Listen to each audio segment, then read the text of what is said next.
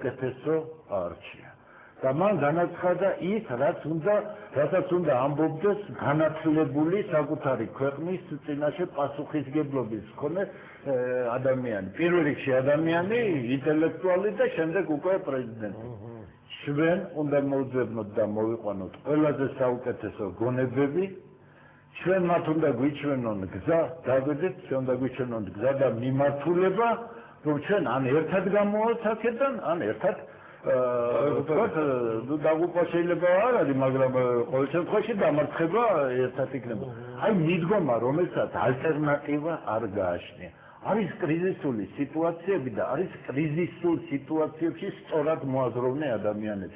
შეიძლება იყოს შესანიშნავი სპეციალისტი, ძალიან კარგი სპეციალისტი, მაგრამ არაკრიზისული მენეჯერი. გამიგეთ რა? ეს არის სხვა მენტალიტეტი, აქ უნდა სხვანაირი კოორდინაცია, აქ უნდა სხვანაირი გააზრებები მთლიანობაში, დეტალებში, იგივე თუ გნებავთ ალგორითმში, თანმიმდევრობა, როგორ უნდა განხორციელდეს სასარგებლო ღონისძიება, რომელიც ერთად შეკრული იქნება და ასე შემდეგ. ჩვენი ხელისუფლება, ჩვენ ყველანი აქედან ჯერ ძალიან შორსა ვართ და ეს დამატებით პრობლემებს ქმნის ქვეყანაში. არის ყოველ შემთხვევაში პარლამენტზე მასამեկოს მე აი თუნდაც ეს სონი ორი წელი სამწელია გაჩერებული. არაბეთს იმ არაბეთზე მიდევით. ჩვენ არაბეთს ამ ქვეყანას, ჩვენ ქვეყანას თუ მივყიდით, იმდენი ფული აქვს მას, ისე იყიდია რომ 1 კვადრატულ მეტრს არ დატოვებენ. ასეთი მცდელობები მათ ექნება. ძალიან შორსა ვარ იმასიდან რომ საქართველოს ხელისუფლებამ ან თუ გიდათ ქართველმა ბიზნესმენმა ის ძალიან ჭკვიანი ხალხია, ძალიან გონი ხალხია, მაგრამ ჩვენ რაზე ვართ საუბარი იცით? არსებობს საფრთხეები გრძელვადი ამ პერსპექტივაში და ეს საფრთხეები მძაფრდება ისეთ სუსტ ქვეყანაში, როგორიც ჩვენა ვართ. ჩვენ არა ვართ შეერთებულ შტატებში, ისე ეშინია, რომ ატლანტიკის ოკეანის სანაპიროზე რაღაც რამდენიმე პორტში 20-25%-იანი წილები მიყიდოს მის მეგობარ არაბულ ქვეყანას. ჩვენ რა ხელგაშლილები ვართ? საფრთხეს ბოლომდე ვეწე ხა ინფორმაცია ყველას მოგდის და თქვენ მონამორჩილ ყველა ინფორმაცია მოდის, იგივე ერთმა გალეონმა დამირეკა დუბაიში ვარო და არ ჩამოვიდნენ, რომ ხელისუფლების მაღალჩინოსნების სწავლები დაცვითაო. ვინებნა რა ისნა, ეკება რაღაც გარიგებასთან. საქმე არის ის ვიღაცა შეიქი, არის ის 300 ჰექტარი მიწის ფულს $85 მილიონ, არაფერი არა $85 მილიონ მართლის არის ის. ეკება ვიღაცა ფინანსურ და რაღაცა კორუფციულ გარიგებას შეიმარებდა, აპატიებენ ამის გადახდას და რატო ვაძლევ 300 ჰექტარ მიწას? რატომ არა ვიდე დაუწევთ სონის ის და ის არის ხო ბიუჯეტში ფულ შეიტანა აგერ ამ იმას რა ქვია ორსაჭარო ენერგიას 8 მილიონი შეუტანი არაფრის განპარდულად და საწარმოდგა 8 მილიონი შეუტანი დარწმუნებული ვარ რომ საქართველოს მთავრობა და ის ეკონომიკური განვითარების სამინისტრო ამ ორსაჭარო ენერგიას აი ამას თუ დაჩქარებული ტემპით გააკეთებს და წაართმევს სამხალხს ის სასამართლოც კი რომელიც საქართველოში არსებობს დღეს და შეიძლება ბევრი პრეტენზია იყო ამ აბსურდულ რამეს ვერ დაუმტკიცებს გასაჩივრების შემთხვევაში მაგრამ რატომ იცით თვითონ სამინისტრო აღია უაზრობებია გაკეთებული ამ პროფესიულად არ არის გააზრებული ეს ჯერტი აღიარებულია რომ არ იყოს აღიარებული მესმის სატენდერო გაცხადებულია რომ უფლებრივად ნაკლულია ეს ყველაფერი ჩემი სხვა არ არის ხო ესე და ასე შემდეგ ახლა აღარ გავემეორებ იმას ამიტომ მე ურჩევდი რომ ასეთ რამ არ გაეკეთებინათ იმიტომ ამას ცუდი რეზონანსი ექნება რა იქნება ცუდი კიდევ შიში გამძახდება კიდევ წარქმევის სინდრომი რომ იტყვიან გაჯდება ბიზნესში და დღეს ბიზნესში ჭირდება თუ ვინმეს ვალები აქვს ამ ბიზნესში გადავადება ჭირდება ხელისუფლების მხრიდან, იმიტომ რომ დღეს თუ არა ხვალ ეს ხალხი ყველაფერს გადაიხდის. სწორად გამიგეთ. ნახეთ, რაც აკეთებენ უძლიერესი ქვეყნები. სადაგასახადო ამინისტიებია. ცვლილებებია სერიოზული. ის დღეს ამბობდა ერთ-ერთი ცნობილი სახე უმრავლესობისა, რომ უდიდესი რამე გაკეთდა 25%-იანი საშემოსავლო 20%-ზე ჩამოვიდა. გასაგებია, რომ ის შორს არის ყველაფერი ამისგან და შეიძლება პათეტიკური განცხადებები აკეთოს, თუმცა უაზრობაა თავიდან ბოლომდე, ხო?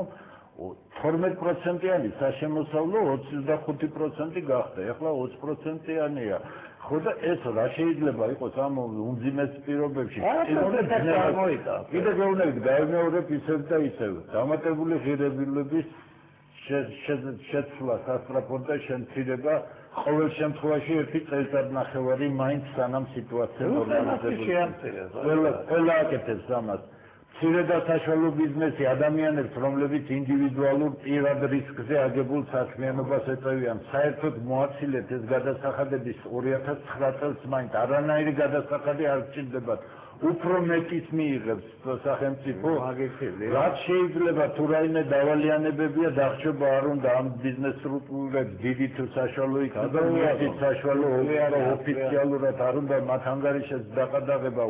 მე მინდა რატო ვსაუბრობ ამას, იცით, აბსოლუტურად პიროვნული არაფერი არ არის ამაში და მე მგონი ძალიან კარგად იციან, რომ არასდროს ვინმესთან პიროვნული კონფლიქტი არ მქონია და რაღაც ვთქვათ, ნიშნით მოგებით არასდროს არ მისაუბრია და არ მივცემ თავს საჯაროდ ამაზე ვისაუბროთ. ძალიან მძიმე მდგომარეობა იქნება.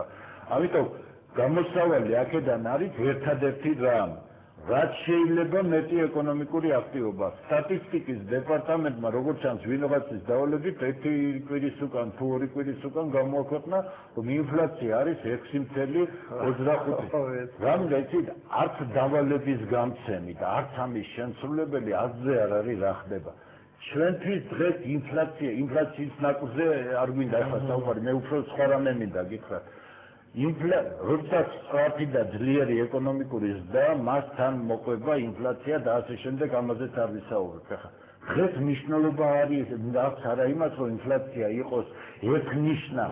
დღეს მთავარია ეკონომიკური ტემპი იყოს მაღალი. დღეს საჭიროა ეკონომიკური აქტივობის და თანხლე ინფლაცია თუ ჭკვიანი ხალხი მოკიდებს ამას ხელს და მე ვფიქრობ, რომ საკმაოდ მოიძებნება საქართველოში ადამიანები, რომლებსაც ინფლაცია როგორ მართონ, ძალიან კარგად იციან ეს, ხომ? ამიტომ ინფლაციის დაკავება და მოჩვენებითი ციფრების გამოქვეყნება კი არა, საჭირო იყოს ინფლაცია, იყოს 10%, იყოს 12%. არ არის სასურველი, მაგრამ თუ იქნება, არ დაიქცევა ქვეყანა. მთავარია იყოს ეკონომიკური აქტივობა. ასეთ კრიზისულ სიტუაციაში ხელოვნური შემამაზებები მაჩვენებლებისა, რომელიც არაფერს არ იძლევა, არაფერს არ გაძლევს დადებითი მიმართულებით მოვლენების განვითარების თვალსაზრისით არ არის საჭირო. აი ეს არის ერთხელაც ჩათვალეთ როგორც გინდათ ისე. რაც შეიძლება გაკეთდეს ყველაფერი იმისათვის, რომ ეკონომიკური აქტივობა იყოს. სხვა მექანიზმი არ არსებობს იმისა, რომ რა უნდა გაკეთდეს, რომ იმიტომ რომ ჩვენ მოქალაქეებმა, ბიზნეს ჯგუფებმა, ბანკებმა რაც შეიძლება აქტიური ეკონომიკური საქმიანობა აკეთოს, აქ უკვე დეტალებზე შეიძლება საუბარი, მაგრამ მიმართულება ეს არის და ამ მიმართულებას ალტერნატივას უბრალოდ ვერავინ ვერ მოუძებნის. აკეთ გადაგდებოდა, არ ვიცი ეხლა მე მე როგორც დავიგე, მგონი მასალა გვაქვს ეს ბატონი ზურაბ-მეთქი გაწონოს ლაშეჟვანიას პრეს კონფერენციის მასალა გვაქვს, მე მგონი დაუშვებს, არ ვიცი, ნახოთ როგორც ჩანს აუქციონი მაინც გაიმართება და რაღაც პრობლემები იქნება, ეს რუსები მაგრები არიან. მოდით ჩავწერ და ვაჩვენოთ რა ხდებოდა და როგორ ხდებოდა. როგორც ვიცი 2008 წლამდე აღნიშნული კომპანია სახელმწიფოს უხდიდა 41,000 ლარს როგორც შემოსავალს სახელმწიფოსთვის, ხოლო თავად კომპანია იღებდა მოგების სახით 2 მილიონამდე ლარს.